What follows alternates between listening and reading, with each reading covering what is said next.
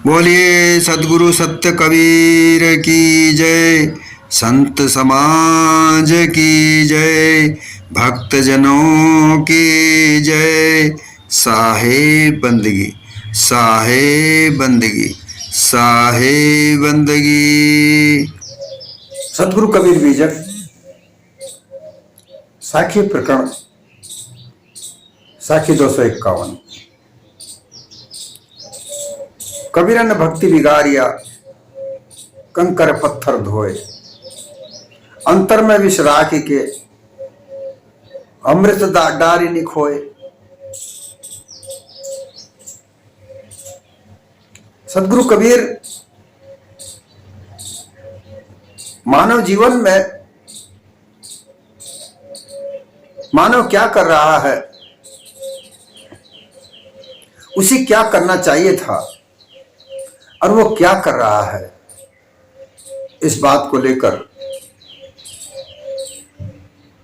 उन्होंने अपनी राय बताई। और जो उन्होंने विचार दिया वो विचार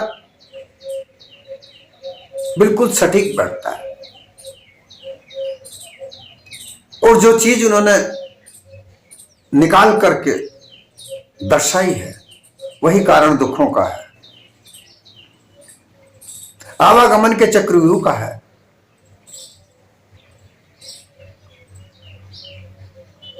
बंधा हुआ जीवन जीने के लिए मजबूर होने का कारण है।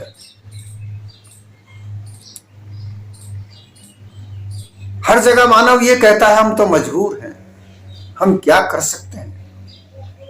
करने वाला तो कोई ऊपर बैठा हुआ है आसमान में। ऐसा इनके दिमाग में, दिल में, मन और मस्तिष्क में ऐसा विचार भरा हुआ है हजारों साल से कि निकलने ही नहीं दिया जाता। ये मत पंथों को बनाने वाले लोग इसी विचारधाराओं को फैलाकर लोगों को गुमराह करते हैं।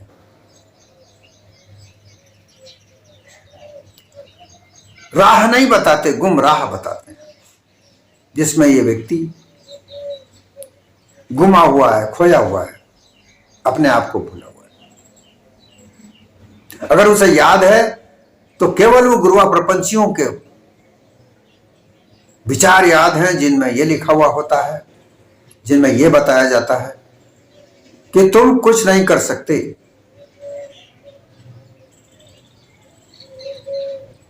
और ये विचारधारा भी ज्यादातर उन लोगों के लिए है जो निम्न तबके के लोग हैं, निम्न स्तर के लोग हैं।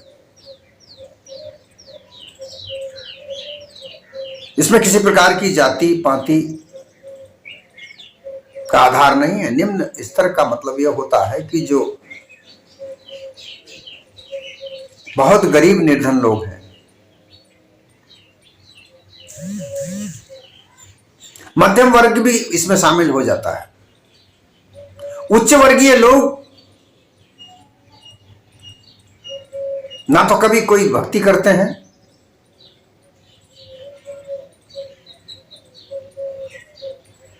उन्होंने तो भक्ति के मार्ग को तरह तरह के मतपंथों से बनाया है। उन्हें मालूम है कि जो भी हम मान्यता बना रहे हैं ये मिथ्या है, सत्य यथार्थ इसमें बिल्कुल नहीं है। इसलिए उन्हें करने की आवश्यकता नहीं, उनको तो दूसरों से भक्ति कराने का तरीका उन्होंने अपनाया है और उस तरीके को मत पंथ संप्रदाय कहा जाता है। सदगुरु कबीर यहां यह कहना चाहते हैं कि कबीरन भक्ति बिगाड़िया। अब कबीरन, यहां शब्द कबीरन का मतलब होता है बहुत सारे कबीर, अर्थात बहुत सारे मानव। बीजक में कबीर, दास कबीर, कबीरन, कबीरा, ये शब्दों का प्रयोग हुआ है। जहां कबीरा शब्द का प्रयोग होता है वहां दास बनकर, शिष्य बनकर वो अपनी बात कहते हैं, रखते हैं। जहां कबीर शब्द आता है, कहें कबीर, वहां वो निर्देश देते हुए नजर आते हैं। कबीरन अर्थात बहुत सारे कबीर, अर्थात बहुत सारे लोग। यहां ये कहा जाता है कबीरन भक्ति बिगाड़िया, जो बहुत सारे लोग जो भक्त हैं उन लोगों ने भक्ति बिगाड़ दी।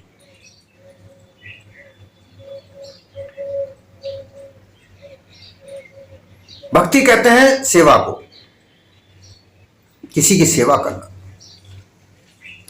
अब सेवा एक चापलूसी सेवा नहीं है। बहुत सारे लोग चापलूसी करते हैं, कोई किसी नेता की चापलूसी करता है, कोई किसी महात्मा की चापलूसी करता है, कोई किसी गुरु की चापलूसी करता है, कोई किसी धनपति की चापलूसी करता है, कोई किसी शक्तिशाली तो तन से बलवान है उसकी चापलूसी करता है। चापलूसी एक स्वार्थी सेवा है।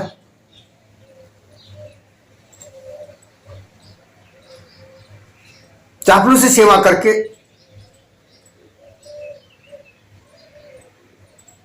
वो कुछ वहां से प्राप्त करना चाहता है। हालांकि जो असल सेवा है वहां भी प्राप्ति की ही इच्छा होती है, परंतु वहां स्वार्थ नहीं होता। भक्ति को सेवा कहा। सेवा कार्य महापुरुषों की सेवा करे, अर्थात उनके पास उठे बैठे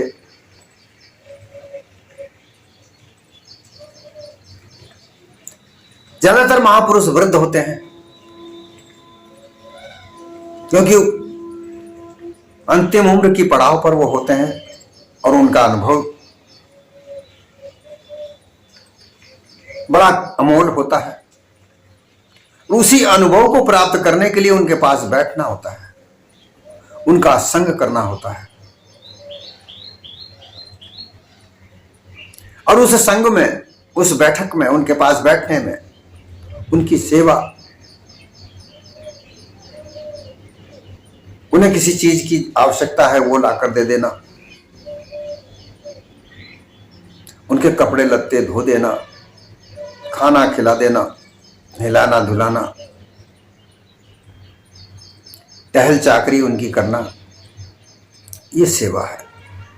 उनसे प्रार्थना करना, जो जिज्ञासा हमारे मन में उपस्थिति है उसको शांत करने के लिए उनसे प्रश्न करना, नम्रता पूर्वक प्रश्न करना, ध्यान पूर्वक उनके प्रवचनों को सुनना, ये सेवा कही गई है। और इसी को कहा है भक्ति, अर्थात किसी के प्रति समर्पित हो जाना, ये भक्ति है। अब किसी के प्रति समर्पित होने का तात्पर्य यह है कि जो हमको किसी प्रकार का संशय है उसका निवारण करे, भ्रम दूर करे, ऐसे व्यक्ति की सेवा करना भक्ति है। परंतु यहां जो भक्ति का मार्ग बताया गया है, कंकर पत्थर धोए के, कंकर पत्थर धोए।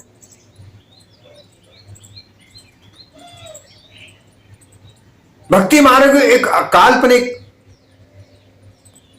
कोई करता धरता है, ईश्वर है, उसकी भक्ति में लोगों को गुमराह करके लगा दिया गया। तरह तरह के नाम से मतपंथों का निर्माण किया और उसकी तरह तरह की मान्यताएं बनाई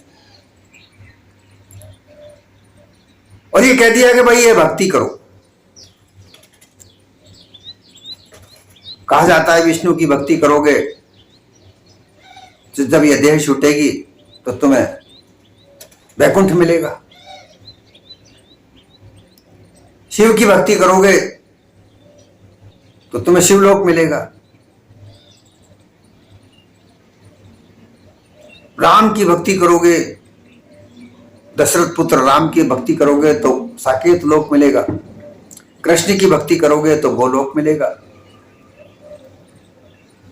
इस तरीके से कई कई तरह के देवता का निर्माण करके, उनकी मूर्तियां बना बना करके, मंदिर स्थापित करके, और फिर उन मूर्तियों को धो धो के रोजाना धोया जाता है, श्रृंगार किया जाता है, छवि बनाई जाती है, और उस छवि को निहारने के लिए कहा जाता है आरती इत्यादि उतारने का प्रपंच रचा जाता है, कीर्तन भजन करने का आयोजन किया जाता है, और इसी में लोगों को गुमराह करके जीवन का सच्चा विचार उनको नहीं दिया जाता। केवल तेरा राम जी करेंगे बेड़ा पार, उदासी मन काहे को करे, ऐसा कर करके। राम जी का तात्पर्य हमारा ये कतई नहीं है कि कोई राम नाम ना ले। राम नाम सभी के हृदय में है, परंतु यहां पाखंड की बात आती है। छल कपट पाखंड के आधार पर कई प्रकार के मत पंथों का निर्माण करके जिस तरीके से भक्ति का प्रारूप बिगाड़ा, भक्ति का आधार बिगाड़ा, वो यहां पर आती है। वो बात यहां पर आती है सामने कि कबीर ने भक्ति बिगाड़ी है। जो असल भक्ति है वो ये है कि महापुरुषों की सेवा करें, उनके अनुभव प्राप्त करें, और उनके अनुभवों को प्राप्त करके अपना जीवन को सफल बनाए, मानवता के गुणों को धारण करके अपने जीवन को बनाए। यह भक्ति का प्रारूप है। अब इस भक्ति में मानव जीवन का सच्चा आधार मिलता है, क्योंकि जो महापुरुष होते हैं वो वृद्धावस्था को प्राप्त हुए होते हैं। उनका अनुभव जीवन के हर पहलू को समझाता है, परंतु अनुमान कल्पना की भक्ति, तीर्थों में जाकर स्नान करना, तीर्थों में जाकर स्नान करोगे वहां तुम्हारा शरीर पवित्र हो जाएगा, पाप धुल जाएंगे, ऐसा कहकर जो मत पंथ चलाए जा रहे हैं, इनसे किसी प्रकार का कोई कल्याण नहीं है। कल्याण है जो हमारे अंदर विष भरा पड़ा है, अंतर विष भराए के अमृत दीना धोए खोए।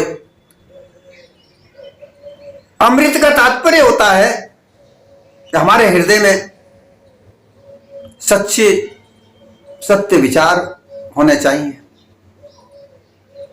दया का भाव होना चाहिए,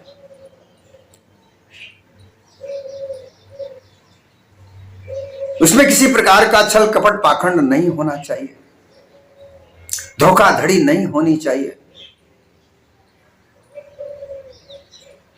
ऐसा करके और अपने जीवन को एक साधारण सीधा बनाए,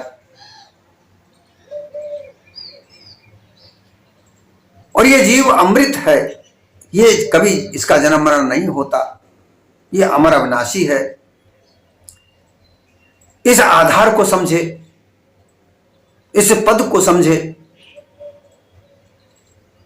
परंतु अंतर विष भराए के अपने घट के अंदर, हृदय के अंदर विष अर्थात भ्रांतियां फैला करके भ्रांतियों को भर रखा है। अब भ्रांतियां किसकी है? स्वार्थ की है, लोभ लालच की है। लोभी लालची लोग ही ऐसा कर सकते हैं। लोभ लालची अपने लालच के लिए तरह तरह के मत पंथों का निर्माण करते हैं। लोभी लालची उस मत पंथ से जुड़ते हैं क्योंकि वहां यह बताया जाता है कि हमारे साथ जुड़ने से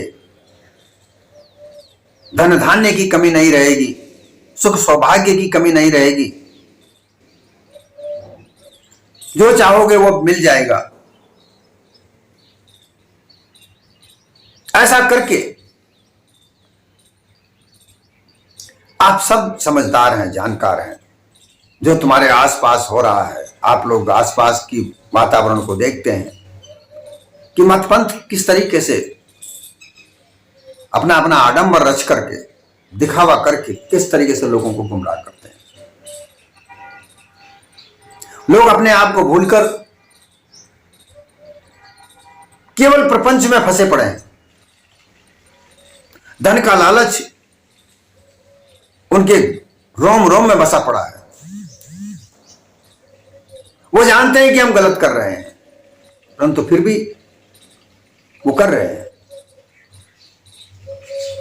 और उनके साथ लोग जुड़ते हैं। क्यों जुड़ते हैं? कि उन्हें भी कहीं ना कहीं कुछ लालच है।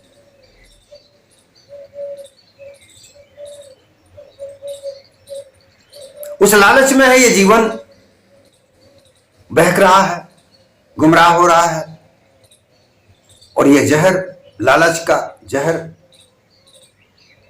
हर घट में भरा पड़ा है। जब तक ये जहर साफ ना हो तब तक अमृत कैसे हो? जहर का तात्पर्य है अनुमानित वाणियों का रचना करके उसे प्रसारित करके लोगों को गुमराह करना।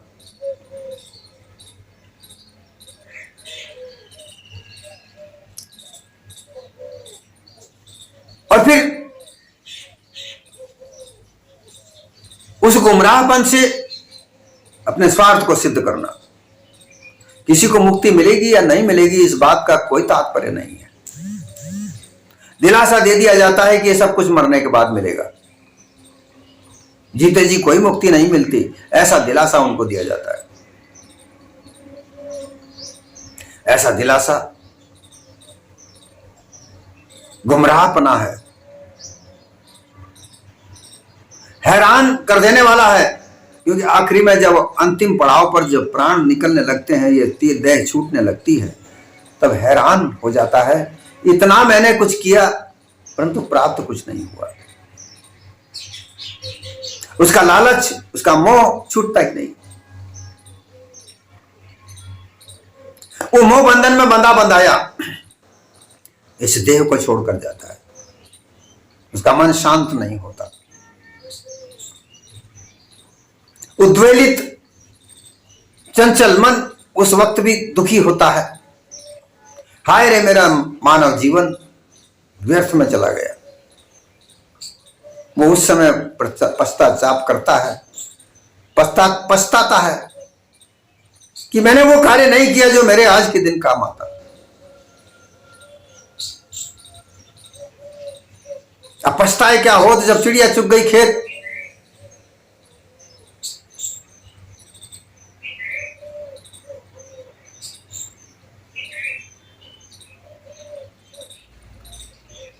ये मायावी नगरी है, ये विश्व, ये संसार, ये मायावी नगरी है। जहां भी हम, जहां तक निगाह दौड़ाते हैं, जहां तक हमारी इंद्रियां कार्य करती हैं, ये सब माया ही माया फैली हुई है।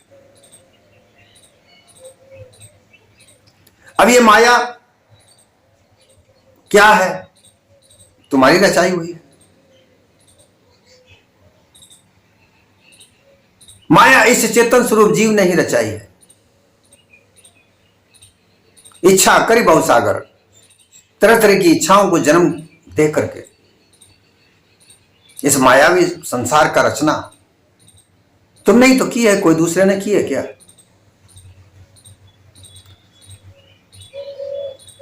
तुम्हारे अपने आप से मन को हटाकर काल्पनिकता में लगाने का षड्यंत्र ये गुरुआ प्रपंचियों ने किया है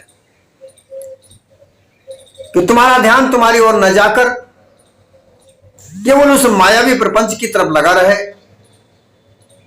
और उस माया प्रपंच से उन मतपंथियों का, संप्रदायों का व्यापार चलता रहे।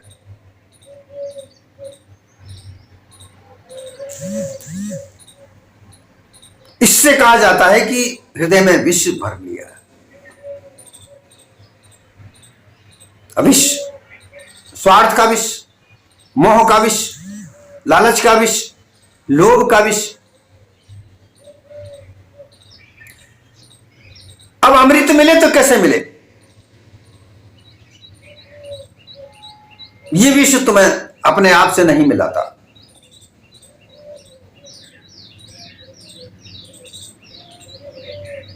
अपने आप से मिलने का, अमृत को प्राप्त करने का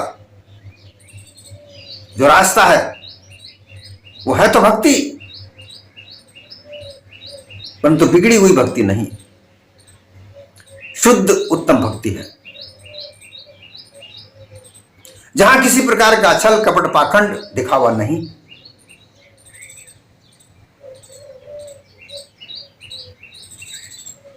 उसके पहले यह निश्चय करना होता है कि हमें अनुमान कल्पना चाहिए या सत्य यथार्थ चाहिए।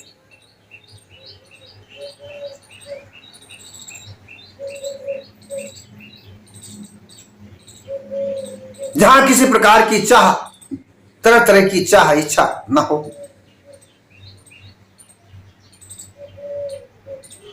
केवल अपने आप को जानने का लक्ष्य हो। ये संसार क्या है इसको जानने का लक्ष्य हो। सत्य यथार्थ वाणी क्या है, सत्य यथार्थ आखिर है क्या, इसको जानने का इरादा हो। और यही इरादा तुम्हें अपने आप को पहचानने के लिए अग्रसर करता है। जब तुम अपने आप को पहचान जाओगे तो वहां अमृत ही अमृत है, वहां विष नहीं रहता। इसलिए सदगुरु कबीर ने कहा कि कबीर ने भक्ति बिगाड़ी है। लोभी लालची, कामी क्रोधी लोगों ने तरह तरह के मतपंथों का निर्माण करके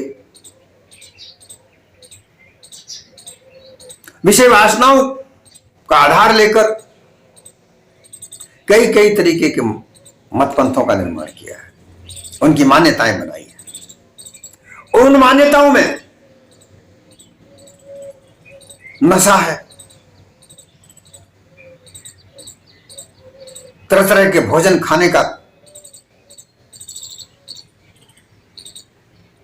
शौक है, तरह तरह का भोजन बनता है, मांसाहारी होते हैं, शराब पीते हैं, गांजा पीते हैं, भांग धतूरा। उन्होंने शिव को ही भंगेड़ी बना दिया। कहते हैं शिव भांग पीते थे, गांजे के नशे में रहते थे। शिव की तस्वीर बना दी, एक लंबी चिलम पीते हुए, धुआं उड़ रहा है।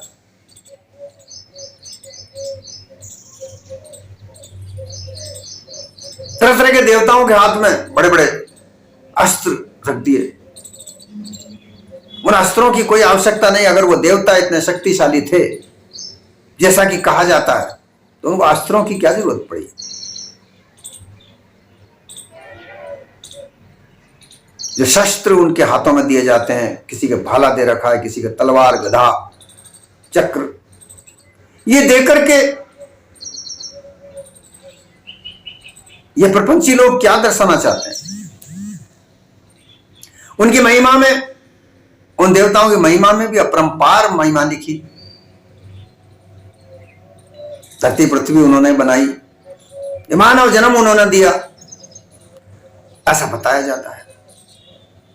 अगर ऐसा था, वो सर्व संपूर्ण थे, तो उन्हें अस्त्र शस्त्र रखने की आवश्यकता क्या पड़ी।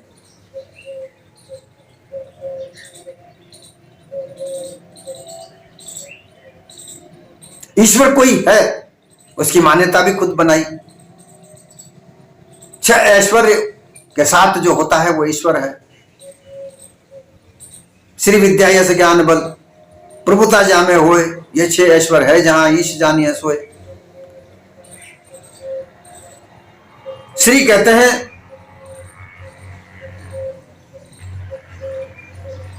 लक्ष्मी को, अर्थात धन के प्रारूप को।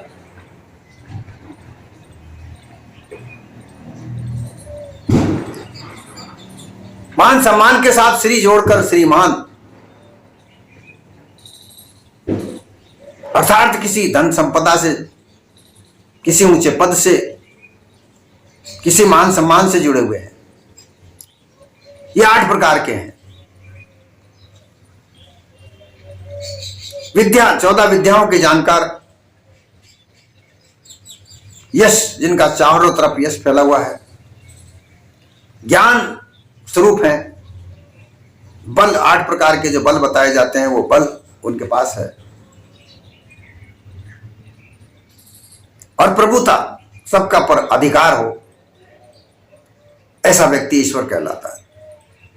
ऐसी मान्यता भी ईश्वर की बता दी, तो फिर ऐसे ऐश्वर्यशाली व्यक्ति हथियार रखने की क्या आवश्यकता पड़ी? इसलिए अनुमान कल्पना के आधार पर बनाए गए मतपंथ भक्ति को बिगाड़ कर रख दिया। इसलिए यहां सदगुरु कबीर कहते हैं कि कबीर ने भक्ति बिगाड़िया। कबीर ने भक्ति बिगाड़िया क्योंकि अनुमान कल्पना के आधार पर जो भक्ति का स्वरूप बनाने वाले लोग, गुरुआ प्रपंची लोग, उन्होंने अपने मतपंथ के आधार पर धर्म का व्यवसाय चलाया। वरना तो धर्म तो मानव धर्म है। ये किसी भी प्रकार के धर्म हो सकते हैं, मैं एक धर्म की बात नहीं कह रहा। जितने भी धर्मावलंबी लोग हैं, अपने अपने धर्म को मानते हैं, उनमें कहीं ना कहीं पाखंड है, छल है, धोखा है। आप खुद स्वयं देख सकते हैं धर्म के नाम पर किस तरह से वितरणता होती है, किस तरीके से लोग नफरत फैलाते हैं, अर्थात विष घोलते हैं। एक दूसरे के धर्म की बुराई को लेकर विष घोलना है। वो ये नहीं कहते कि हमारा धर्म में ये पाखंड है, वो दूसरों के धर्म के पाखंड को बताते हैं। वो लोगों को भक्ति का मार्ग बताते हैं, हमारे पास आओ। बहुत सारे ऐसे धर्म के नाम पर कितने ही ठिकाने बने हुए हैं। आज की तारीख में हजारों के ठिकाने बने हुए लोग जाते हैं, अपने दुख दर्द को वहां लेकर जाते हैं। वो लोग भी ऐसे हैं, ऐसे भूले हुए लोग हैं, गुमराह लोग हैं। वस्तु अंते खोजे अंते को कैसे पाए। वस्तु तो कहीं और है, बीमारी कुछ और है, और वहां जाकर के बीमारी ठीक करना चाहते हैं। कैसे ठीक होगी? जब तक किसी डॉक्टर के पास में जाकर के अपने रोग की तलाश नहीं कराओगे, जांच नहीं कराओगे, रोग का पता कैसे लगेगा? और डॉक्टर जब तक उस रोग को पकड़ नहीं लेता, तब तक वो दवाई कैसे देगा? बीमारी कुछ और है, दवा कुछ और ले रहे हो, ठीक नहीं हो सकता। इसलिए जो भक्ति का मार्ग है वो अलग है।